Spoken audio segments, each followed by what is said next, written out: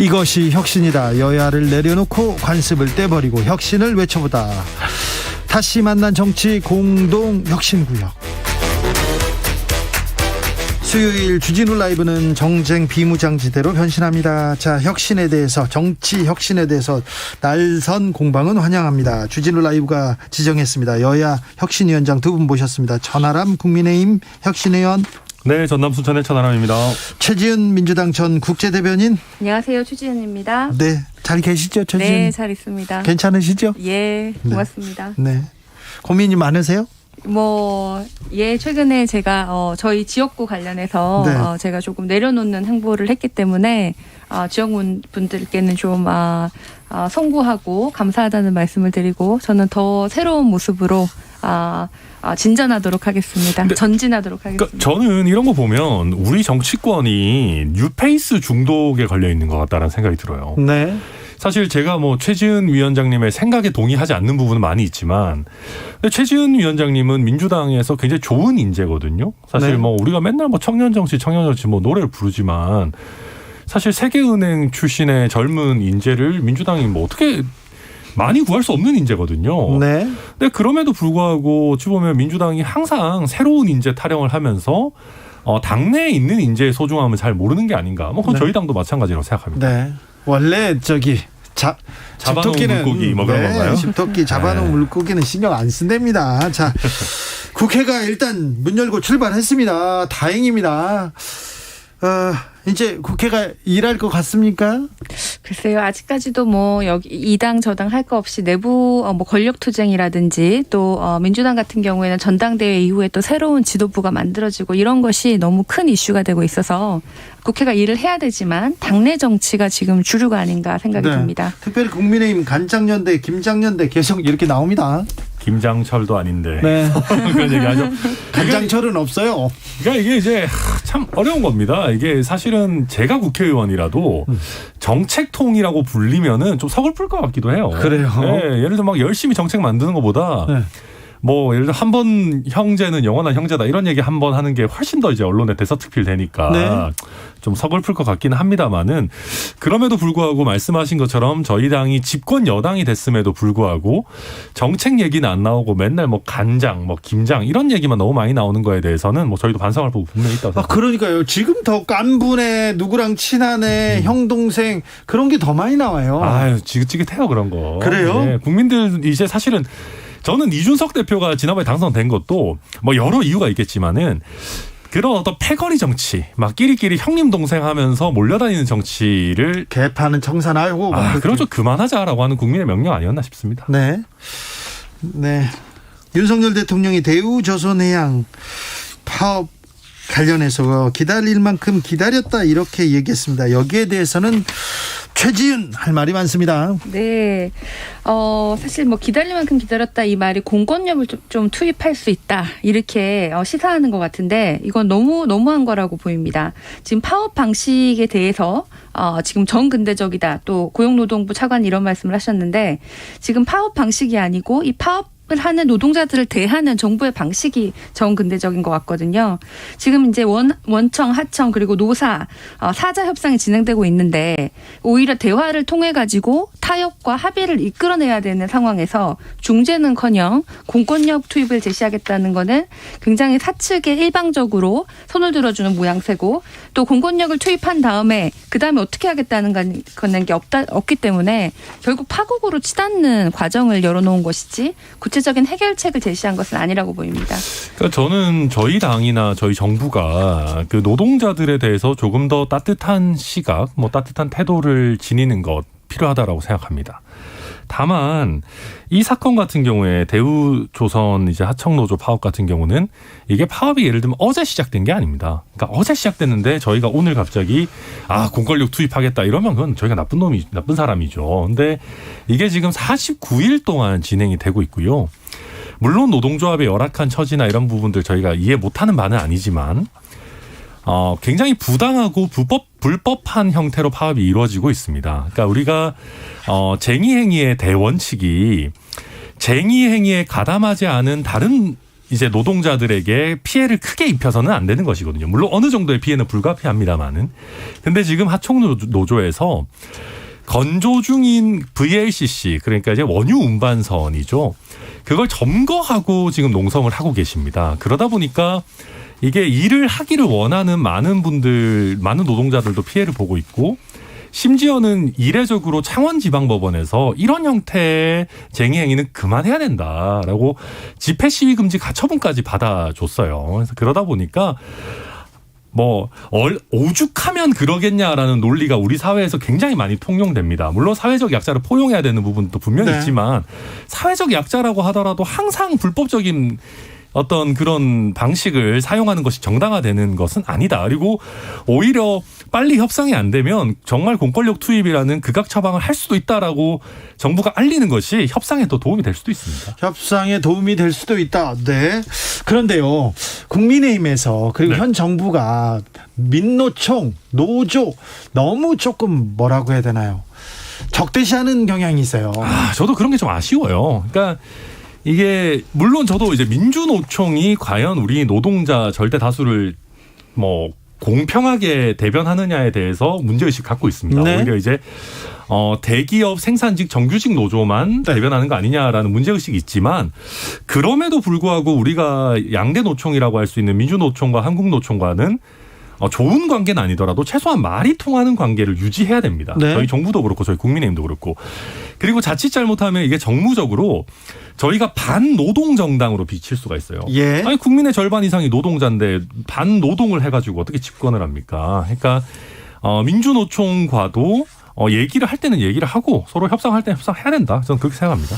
저 국민의힘에서나 대통령실에서 천하람 변호사, 천하람 혁신위원만큼만 이렇게 생각하면 되는데, 저렇게 얘기하는 게 소수, 극소수죠, 당에서. 아니에요. 무슨 극소수입니까? 그렇지 않습니까? 당연히 이제 저의 의견에 동의하신 분들도 많이 계시니까 저를 그렇습니까? 혁신위원으로도 또 해주고 그러신 거 아니겠습니까? 그렇습니까? 예, 그럼요. 네, 저는 양쪽 다 입장을 들어봐야 된다고 생각을 합니다. 그 민주노총 금속노조 담당자 말씀을 들어보니까 회사가 관리자들을 동원해서 투쟁 중인 조합원들에게 폭력을 행사하거나 농성장을 부순 적도 있다고 해요. 그러니까 이게 어느 한쪽이 불법적이다라고 하기 전에 양쪽 다 상황을 봐야 되는데, 지금 우리나라 그 조선 업계에서 생산의 80% 이상을 노동자들이 담당을 하는데, 이때 특히 그 하청 노동자들이 굉장히 많은데, 이 네. 중에서 이런 하청 비정규직 노동자들은 정규직 노동자들의 한 60% 정도만 임금을 받고 있다고 하거든요. 네. 2014년에 당시에 비교했을 때 계속 이제 조선업계가 불황이다 보니까 노동자들에게 인내를 감수했고, 네. 그래서 결국은 임금 실수력이 2014년보다는 30% 이상 줄었다고 해요. 그러니까요. 근데 이분들이 30%를 처음에 얘기를 했지만 지금은 많이 타협을 해가지고 10%까지 지금 요구가 낮아졌어요. 그래요? 그래서 지금 노동계에서는 계속 교섭을 하면서 타협을 하고 있는데, 네. 사측에서는 아무런 그런 것도 없이 공권력을 투입하고 이건 불법이다라고 해버리면 중재가 안 되는 거 아닙니까? 그래서 양쪽 다 조금 중재를 해야 되고, 윤석열 정부는 이런 데서 리더십을 보여줘야 되는데 해결책이 없다는 것이 굉장히 답답한 상황입니다. 이게 근데 이제 계속 진행 중인 협상이기 때문에 네. 아마 조금 팔로우를 하셔야 될 것 같은데, 지금 사측에서 5% 인상 제한했고 노측에서 4.5% 플러스 거의 내년에 한 붙었어요. 10%를 추가로 인상하는 정도로 많이 이제 좁혀지고 있습니다. 그래서 아무튼 이게 협상이 계속 진행 중이다. 네. 테이블이 닫힌 게 아니다. 네네, 협상이 조금 근접했다니까 좀 지켜보자고요. 네. 신근섭님, 불법은 안 된다고 하면 소통될 수 있는 다른 방식을 좀 만들어줘야죠.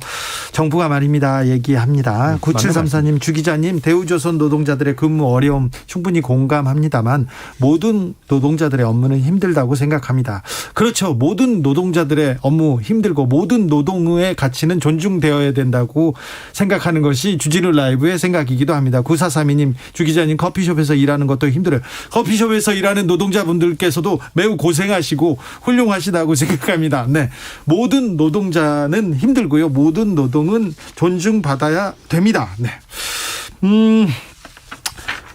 이준석 대표는 지금 지방을 이렇게 도시는 것 같아요. 네, 맞습니다. 속내는 뭘까요?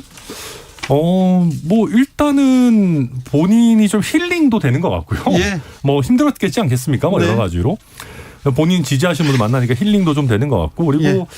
사실은 돈 안 쓰고 조직을 만든 하나의 방법을 스스로 증명해내고 있다라고 봅니다. 지금 네. 네. 자, 당원 가입해라 이렇게 올리고 그다음에 지방에서 누구 만나고 그러면서 나름대로 또 다지고 있네요. 그럼요. 네. 이게 수천 명 원래 조직 만들려면 어마어마한 돈이 드는데 네. 사실 그런 게 아니라 SNS라든지 본인의 어떤 인지도 이런 걸 활용해가지고 네.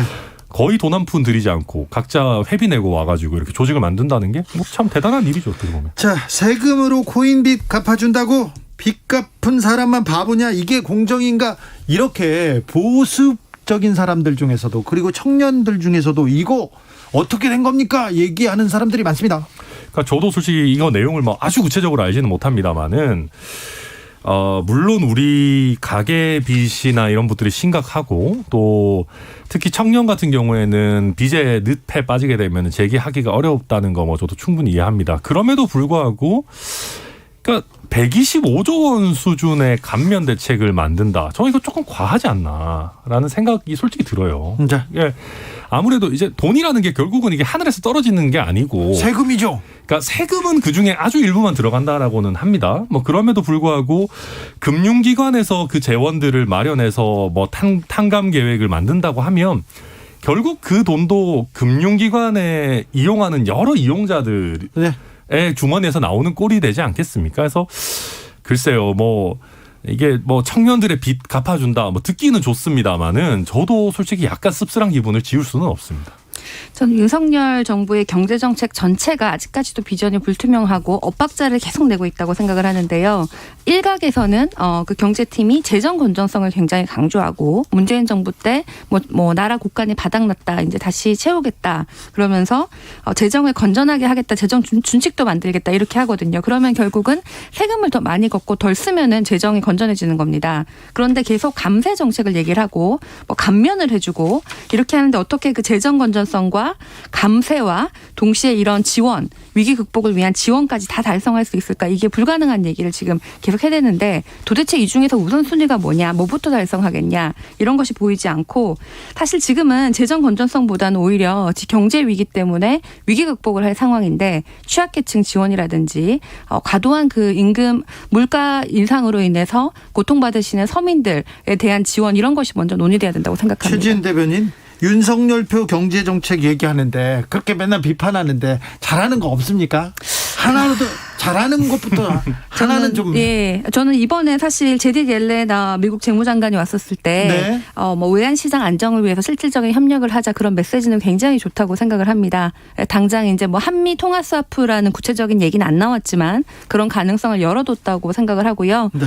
그동안 우리가 우리 뭐 경제 안보 얘기를 많이 하는데 한미 동맹이 기존의 안보에서 이제 금융까지 경제 안보가 금융까지 뭐 외환시장까지 이렇게 확장한다 이런 메시지는 굉장히 좋지만 구체적으로 이것을 어떻게 할 것이냐라는 그 구체안도 좀 나와야 된다고 생각합니다. 구체적인 안은 없습니까? 네, 아직은 없습니다. 아니 뭐 또 그 협력의 물꼬를 열었고 이제 앞으로 이제 협력할 수 있는 방안들이 시장에 안정감을 주는 게 있죠. 그 네. 자체로 좋은 시그널이고요. 이게 지금 경제가 참 어려운 국면입니다. 왜냐하면은 정부가 확장적 재정 정책을 써서 시중에 돈을 많이 풀게 되면 겨우 이제 금리 올려가지고 물가 잡자라고 하는 게 또 이게 모순되는 정책으로 비춰질 수가 있어요. 그래서 뭐 코로나 초창기처럼 지금 정부가 돈을 푸는 데에 부담이 적은 국면이 현재 아닙니다. 물가 상승률 자체가 워낙 높기 때문에. 그런 와중에서도 서민과 청년층이 이제 빛의 늪으로 빠져들지 않도록 하기 위해서 지금 뭐 고육지책을 저도 꺼내 놓은 것 같긴 한데 그럼에도 불구하고 최지은 위원장이 말씀하신 것처럼 조금 더 우선순위를 명확히 할 필요는 있다. 재정 건전성이라면 이걸 어떻게 달성할 건지. 그리고 감세를 하는 경우에는 그 감세분을 뛰어넘을 정도의 예를 들면 생산력 증대나 아니면 투자 증대가 생겨서 뭔가 이 세금에 있어서 크게 무리가 없을 거다라고 하는 부분들 국민들께 좀 설득이 돼야 될 것 같습니다. 권성동 대표 권한대행 이어서 박성중 의원 뭐 언론노조 출신이 언론 장악한다 공영방송 주무른다 계속해서 공영방송 때리기 나서는데 이거는 어떻게 보고 계십니까? 네, 뭐 저는 방송은 정말 중립성이 보장이 돼야 된다고 생각을 합니다. 여야가 누구든지 뭐 집권당에 따라서 저는 이런 얘기도 들었어요. 어떤 진행자는 오히려 뭐 이 대통령이 되면은 뭐 그 자리를 떠나야 될 수도 있다. 이런 소문도 들었는데 이런 것이 우리 2022년 대한민국의 이 민주주의 국가에서 이런 언론 탄압, 여당의 그 힘 있는 세력의 특정인 편애 이런 것이야말로 정말 우리가 후진적인 민주주의를 보여주는 것이라고 생각하고 그런 일은 절대 없도록 제도적으로 그리고 우리 정치적으로 이런 것은 우리가 지켜봐야 된다고 생각합니다. 저는 저희 당이 이런 얘기는 좀 안 했으면 좋겠어요. 언론에 대해서. 그리고 일단 지지율이 요즘 흔들리고 있는데 언론들을 왜 적으로 돌립니까? 사실은 그 정무적으로 그냥 놓고 봤을 때도. 네. 그리고 저는 비판적인 언론들을 우리가 왜 그렇게 부담스러워하나. 정치 잘해서 깔 게 없도록 하면 되잖아요. 네. 아니면 덜 까도록, 깐다는 표현이 좀 너무 그런가요? 아니요. KBS에서. 그러니까 비판받을 일을 안 하면 되는 거잖아요. 정치를 잘하면 되는 것이고. 네. 이게 비판할 일이 아닌데 억지로 비판하면 요새 억가라고 하지 않습니까? 억가하면 오히려 국민들한테 다 알아요. 맛을 다 압니다. 네. 그래서 저는 요새 우리 국민들 수준이 얼마나 높은데 언론에서 억지로 깐다고 해서 속아 넘어가실 국민들이 아니다. 네. 그래서 우리가 뭐 언론들에 대해서 너무 이렇게 좀 부담을 가질 필요 없고 저희 국민의힘이나 저희 윤석열 정부에 대해서 비판적인 국민들이 많이 계신 만큼 언론들은 또 그 비판적인 국민들을 대신해서 묻는 것이거든요. 그래서 저는 뭐 여기에 대해서 뭐 우리가 언론과 각을 세울 필요는 전혀 없다 생각합니다. 네. 그런데 아무튼 언론과 국민의힘의 충돌이라고 봐야 되나요? 그런 또 양상은 계속되고 있습니다. 사면 이야기 물어볼 거 합니다. 자, 윤석열 대통령 오늘 뭐 사면에 대해서 일절 언급하지 않는 것이 원칙이다 이렇게 답했는데 8.15 사면 범위가 좀 넓어질 거라고 계속 얘기가 나옵니다. 그러니까 저는 두 가지로 봅니다. 민생 범죄, 그러니까 정말 생계형 범죄, 네. 뭐 이런 부분들에 대해서 범위 넓게 사면하는 걸 누가 뭐라 그러겠습니까? 네네. 뭐 지금 또 경제 상황도 안 좋고 여러 가지 네. 그런 분들에 대해서 폭넓게 사면한다, 뭐 다 좋습니다. 네. 근데 지금 이제 나오는 거는 결국 이명박 전 대통령, 그다음에 김경수 전 지사, 그다음에 이재용 부회장, 네네. 이분들에게 우리가 포커스가 맞춰져 있는 것 아니겠습니까? 저는 뭐 지난번에 우리 주진우 라이브 와서도 말씀드렸지만. 아니 이분들 사면한다고 해서 국민 통합이 되는 건가? 네. 그러니까 사실은 사면을 놓고 오히려 국민 분열이 되는 것 같아요. 이거 사면하기도 전부터. 네. 사면하느니 마느니 뭐 누구는 하고 누구는 하지 말아야 되느니 이런 것들을 보면 저는 솔직히 말해서 정치인과 경제인에 대한 사면 결정은 매우 신중해야 되는 거 아닌가 뭐 그렇게 네. 봅니다. 그리고 저는 지독히 정치적인 판단이 관여될 것이라고 생각을 합니다. 지금 지지율이 굉장히 낮은데 사면을 하면서 좀 지지율 반전을 꾀할 수도 있고 그러면 결국은 지금 법인세라든지 민간주도 성장 이런 걸 얘기를 하는 윤석열 정부에서는 이재용 부회장을 뭐 사면하는 것이 좀 일맥상통하는 면이 있다고 생각을 하거든요. 그래서 그런 면에서 아마 할 수도 있지 않을까라고 보이는데 뭐 저는 뭐 개인적으로 김경수 지사라든지 이런 분은 좀 사면됐으면 하는 개인적인 바람은 있지만 그럼에도 불구하고 이게 공정한 잣대라든지 정치적 유불리를 떠나서 국민 정서에 또 맞는 그런 방향을 찾아야 된다고 생각합니다. 그러니까 저는 저희 당이 친기업 정당인 것을 부인할 생각은 없습니다. 네. 저는 당연히 저희는 성장을 중시하는 저희 보수 정당이고, 근데 저희가 말하는 친기업이라는 게 재벌 대기업에 한정되면 곤란한 것이거든요. 네네. 아니 사실 우리가 스타트업이나 중소 중견기업에 대해서 훨씬 더 좋은 어떤 기반을 마련해 줘야 되고. 그중에 굉장히 중요한 요소가 재벌 대기업이 잘못을 했을 때 우리가 엄정한 태도를 보여줘야 되는 겁니다. 그 기업을 편드는 것까지는 이해가 되는데 기업이 아니라 사주만 편들 때가 많이 있거든요. 그럼요. 오너에 대해서 특히 오너의 불법 행위가 드러났을 때 네. 저희가 거기에 대해서 감싸는 온정주의적인 태도를 비치게 되면 이거는 보수 정당의 근간이 흔들리는 거예요. 네. 그러니까 저희는 이 시장의 질서를 잘 지키는 어떤 제도를 잘 지키는 쪽으로 가야지. 네. 특정 사주 몇몇을 도와준다. 이거는 뭐 저희 당의 어떻게 보면 노선이 될 수도 없고 되어서도 안 되는 거죠.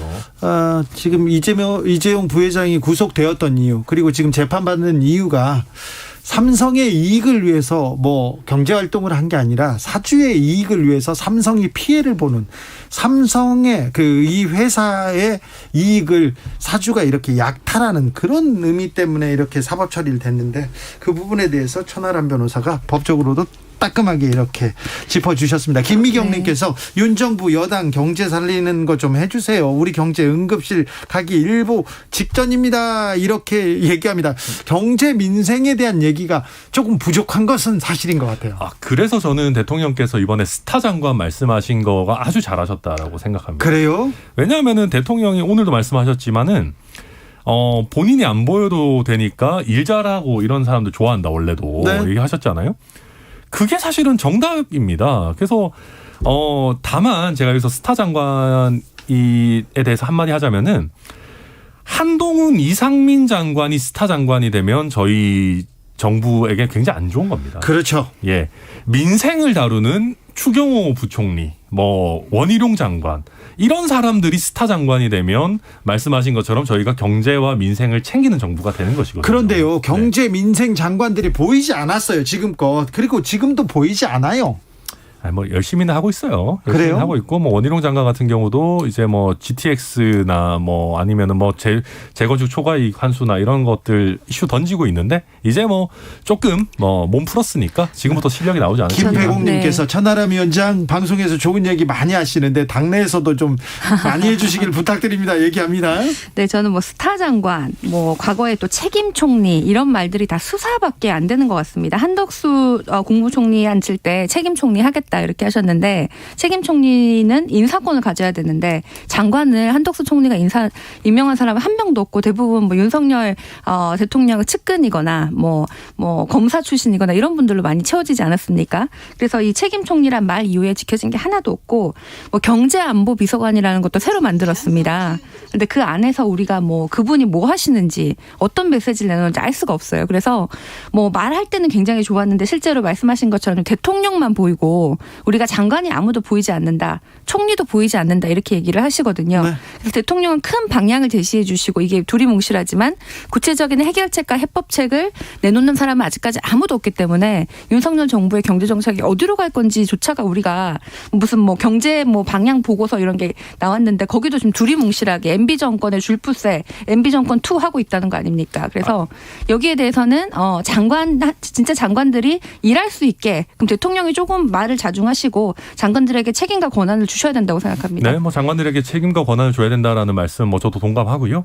다만 대통령께서 그런 걸 아예 안 하고 계시지는 않다고 생각합니다.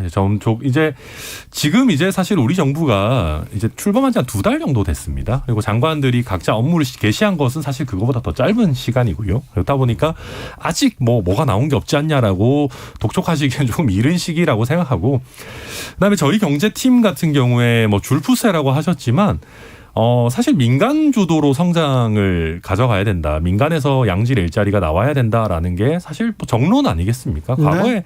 소득 주도 성장 이런 게 사실 듣도 보도 못한 얘기거든요. 그래서 그런 거 안 하는 것만 해도 굉장히 잘하고 있는 거고, 다만 아까도 말씀드렸듯이 지금의 경제 환경이 물가는 오르고 오히려 생산성은 떨어지는 굉장히 복잡한 그런 경제 환경이기 때문에 여기서 정부 당국자들이 제대로 된 면밀한 검토 없이 갑자기 재정 풀어가지고 뭘 하겠습니다 이런 식으로 하다 보면 더 망할 수도 있다. 그래서 조금 시장을 파악하고 있는 단계일 거다 저는 그렇게 봅니다. 8891님께서 국민들 현명합니다. 어느 방송이든 알아서 찾아듣고 알아서 판단합니다. 국회는 민생에 전념해 주세요. 이렇게 얘기합니다. 7554님께서 저는 춘천 사는 40대 민주당 지지자 주부인데요.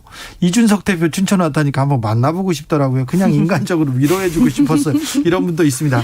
최근에 지지율이 급락한다 그러니까 윤 대통령이 말을 아끼고 김건희 여사가 보이지 않습니다. 좀 지지율 반등에 아니면 좀 회복에 도움이 될 것 같습니까? 도움이 되죠. 왜냐하면은 아까 우리 민생 경제 스타 장관 얘기했지만은 주변에서 너무 소리가 많이 나오면은 장관이 아무리 좋은 정책을 발표해도 솔직히 안 보입니다. 네. 그러니까 장관 입장에서도 제가 정책 연구 몇 날 며칠 밤을 새서 하는 것보다 김건희 여사님이 어떤 스커트를 입었는지가 더 이슈가 될 수밖에 없는 게 참 씁쓸하지만 그게 또 현실이거든요. 현실이에요. 그런 면에서 저는 최근에 민생과 경제가 강조되는 국면에서 김건희 여사가 노출을 좀 줄여주시는 건 저는 굉장히 좋은 일이라고 생각하고요. 그리고 윤석열 대통령의 도어 스태핑 관련해서도 뭐 너무너무 갈수록 짧아지고 있다. 이럴 거면 왜 하냐. 이런 얘기들도 있지만 대통령이 너무 많은 말씀을 하시면은 장관들이 안 보여요. 네. 그래서 저는 뭐 지금 좋은 방향으로 가고 있다. 그렇게 봅니다. 네, 뭐 저는 지지율 전체적으로 이렇게까지 빨리 떨어진 적이 거의 없지 않습니까? 그래서 우리 국민들께서 윤석열 후보의 그 공정이라는 것에 기대를 많이 하셨는데 뭐 인사에서도 전혀 공정하지 않고 소통하는 모습도 보여주지 않고 민생에 대해서는 두리뭉실한 뭐 방향성 메시지지 해법은 없고 이러면서 실망을 많이 하신 것 같아요. 그래서 이거는 뭐 당장 뭐 대통령이 도어 스태핑을 하지 않는다, 뭐 김건희 여사 노출을 언론에 줄인다 이런 거는 굉장히 작은 한 가지의 그 방법 기술적인 문제고 보다 근본적으로는 윤석열 정부가 앞으로 어떤 비전을 가지고 우리나라를 이 경제 위기에서 어떻게 극복할 건지에 대한 해법이 나타나야지 이게 달성할 수 있다고 생각을 합니다. 네. 민생에 대한 경제에 대한 이슈 그런 정책보다는 서해 공무원 사건, 탈북민 북송 사건 이런 게 조금 더 많이 보입니다. 이것도 조금. 근데 저는 그렇게 생각해요. 그러니까 이게 저는 저희 지지율 상승에는 하나도 도움이 되지 않을 거라고 생각합니다. 네. 뭐 탈북 어민, 뭐 강제 북송이라든지 이런 부분들이. 그럼에도 불구하고 저는 이게 정권 초에 문제 제기를 할 부분은 하고 가는 게 오히려 저는 뭐랄까요, 더 정당하다. 그러니까 오히려 더 그냥 뭐 이거 예를 들면은 캐비넷에 넣어놨다가 네. 뭐 정권 잡은 지 막 2년 3년 지나가지고 아 이제 한번 털어볼까 이러는 것보다는 훨씬 더 저는 정정당당한 방법이라고 생각합니다. 뭐 저는 여기에 대해서 얘기를 하지 말라는 것이 아닙니다. 그런데 지금 주가 우리가 가장 중요한 것은 민생과 경제 문제인데 너무 정치권이 가장 중요한 건 좀 버려두고 당장 이슈가 된다든지 당장 유불리에 뭐 쟁정을 하기 좋은 그런 것에 너무 이렇게 초점을 맞추는 것이 아닌가. 거기에 대해서 이제 우리 국민들께서 피로감을 나타내시는 거라고 보이고 사실 이런 경제 위기는 커다란 위기입니다. 지금 전 세계적으로 이렇게 지난번에 코로나가 왔을 때도 여당 지지율은 올라갔어요. 위기가 있으면 보통은 강한 여당 이러면서 국민들이 여당에 기대고 싶은데 지금 윤석열 대통령은 지지율이 떨어진다는 것은 그만큼 여당이 믿음직스럽지 않다는 거거든요. 그래서 그것을 좀 보여주셔야 된다고 생각합니다. 그러니까 저희도 이런 이슈를 너무 길게 끌고 가서는 안 된다고 생각합니다. 사실 문재인 정부에도 뭐 적폐청산이니 사법농단이니 이런 것들 너무 많이 끌고 가면서 국민들에게 피로감을 준 면이 있었거든요. 저도 반면교사로 참아야 된다고 생각합니다. 윤석열 검사가 주도했어요. 물론 뭐 그 결과로 뭐 저희 대선 후보도 나오고 네. 뭐 저희 입장에서는 좋았습니다만 국가적으로는. 윤근수님께서 처음부터 잘하는 사람 없지요. 새 정부 좀 믿어봅시다. 시작한 지 얼마 안 됐어요. 얘기합니다. 8075님께서는 출범한 지 얼마 안 됐다고 하는 건 변명 같습니다. 정권의 무게를 좀 생각해 주셨으면 해요. 얘기합니다. 3130님 사람이 살아야 기업도 삽니다. 근로자들의 월급이 올라가고 삶이 안정되면 돈이 없어서 못 사던 물건도 사고 외식도 하고 돈을 쓰면 내수 살아나고 경제가 사는 거 아닌가요? 이런 게 소득 주도 성장입니다. 이렇게 얘기하시네요. 네, 뭐 그러면 너무 좋겠죠. 네. 그런데 이제 급격하게 뭐 이렇게 하거나 아니면 과도하게 이렇게 하다 보면 또 물가 상승이 그걸 초월할 수도 있고 또 어떨 때는 과도한 최저임금 인상이 또 취약계층 일자리를 없애기도 하니까 뭐 다 뭐 그렇습니다. 늘 좋게만 되면 좋겠습니다. 천하람 의원 예. 다음 주에는 뭐 김장 간장 그런 거 말고 국민의힘 내 파벌 이런 거 말고 네. 다른 얘기 들을 수 있을까요? 제가 어떻게든 정책이 나오는 걸 쥐어짜서라도 하나 가지고 오겠습니다. 네. 예. 자, 3개월 김성태 염동열 전 의원 3개월 징계 이걸 가지고 국민의힘 내부 분위기는 어떻습니까? 뭐 좀 일단 다들 그냥 뭐 크게 관심을 두지 않는 분위기고요. 다만 이제 이준석 대표에 대한 징계가 너무 과도했거나 성급했다라고 주장하는 분들은 아니 지금 이준석 대표는 뭐 그 증거나 어떤 판결이나 뭐 심지어는 기소가 된 것도 아닌데 6개월 징계를 해놓고 이렇게 확정 판결까지 나온 분들은 왜 3개월밖에 안 하냐라고 하는 뭐 조혜진 의원 같은 분도 뭐 계시는 것 같습니다. 네. 뭐 저는 굉장히 고무줄 잣대다라고 보입니다. 말씀하신 것처럼 수사 시작도 안 된 이준석 대표는 6개월인데 징역까지 받은 1년 징역 받은 두 분은 3개월 이거는 모든 것을 정치적인 의도로 정치적인 결정을 윤리위가 했다. 그래서 윤리위의 신빙성이라든지 이 판단의 뭐 중립성 이런 것은 전혀 없다고 보입니다. 공무원 시험 합격은 권성동, 강원랜드 합격도 권성동 얘기 계속 나오는 건 아시죠? 뭐 늦었지만 오늘 사과하신 건 잘했다고 생각하고요. 예, 뭐 이번 일을 계기로 또 전국적인 인지도를 확보하셨으니까 또 권성동 원내대표께서 더 좋은 정치 해주시리라 뭐 믿어보겠습니다. 7925님께서 차에서 못 내리겠어요. 전 변호사, 최 박사님 토론 방식과 내용 많이 배웁니다. 역시 주진우 라이브 얘기했습니다. 두 분에 대한 또 관심, 감사합니다. 또 응원 큽니다. 아유, 예. 자, 공동혁신구역이었습니다. 천하람, 최지은 천하람. 오늘도 감사했습니다. 고맙습니다. 감사합니다. 저는 잠시 숨 좀 돌리고요. 6시 2부에 이어가겠습니다. 고민정 의원과 함께 하겠습니다.